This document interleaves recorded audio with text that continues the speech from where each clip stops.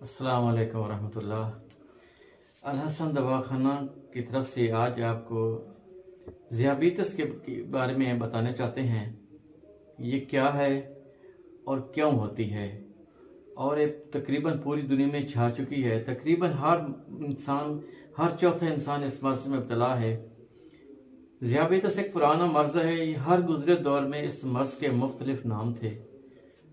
हमारे अजदाद की जो किताबों में हमने खंगाला है, 14वीं-15वीं सदी से लेकर 18वीं सदी के दरमियान इस मर्ज़ के जो नाम थे, उनमें एक का नाम दिया मुकूस, दो लाइवा, मोतशा, परकारिया, दौरानिया, मर्ज़ हिजारी, ज़लके कलिया वगैरह के नाम मालूम हुए हैं। 18वीं सदी के बाद ज़ियाबीतस और शुगर बन गया। शुगर है क्या, इसकी अलामत क्या हैं? सबसे बड़ी अलामत जो कसरत बौल और की एक किस्म है, लेकिन कसरत बौल और सलसल बौल को ज़ियाबीतस पर मामूल नहीं किया जा सकता। ज़ियाबीतस अमूमन गुर्दा और जिगर की खराबी की वजह से पैदा होता है, और शुगर की वजह से बदन लागर कमज़ोर हो रहा होता है। भूख की कमी हो तो उसका बायस बरूदत गुर्दा होता है, लेकिन ज़ियाबीतस शकरी की वजह से लबा की खराबी होती है, जिसकी वजह से शुगर ज़्यादा तेज़ हो जाती है।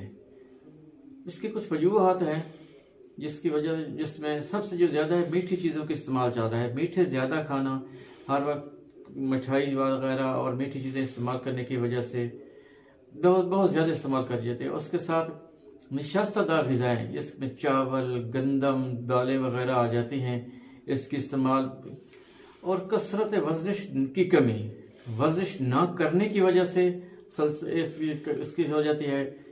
उसके साथ साथ कसरत शराब नोशी है, कसरत मजामत है, दिमागी मेहनत है, ज़्यादा रंजो गम की वजह से भी शुगर बहस हो जाती है। इंसान को खुदा न खास्ता कोई ज़्यादा चोटें लग जाती हैं तो उसकी वजह से भी शुगर हो जाता है। अंतड़ियों की खराबी की वजह से भी ये मर्ज़ लाग हो जाता है।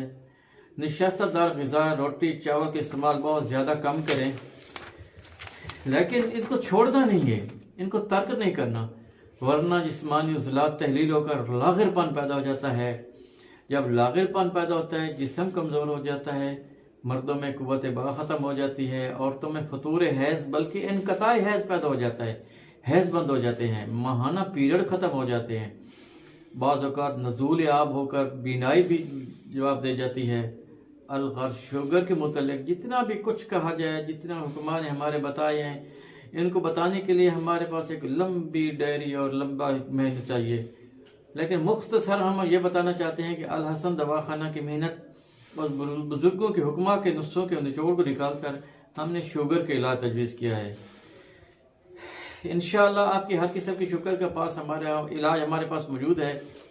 जो कहते हैं कि शुगर नहीं जाती, शुगर ख़त्म नहीं होती, शुगर जिस्म के अंदर रह जाती है, उनको हमारा चैलेंज है, अल्लाह के हुक्म से इंशाअल्लाह उनका मुकम्मल शाफी इलाज किया जाएगा और शुगर ख़त्म हो जाएगी।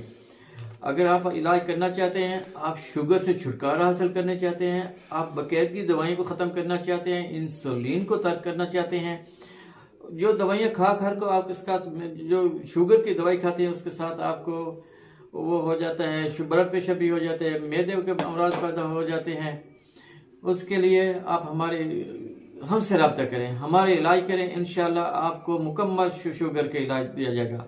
अल्लाह हम सब का हामी नासिर हो।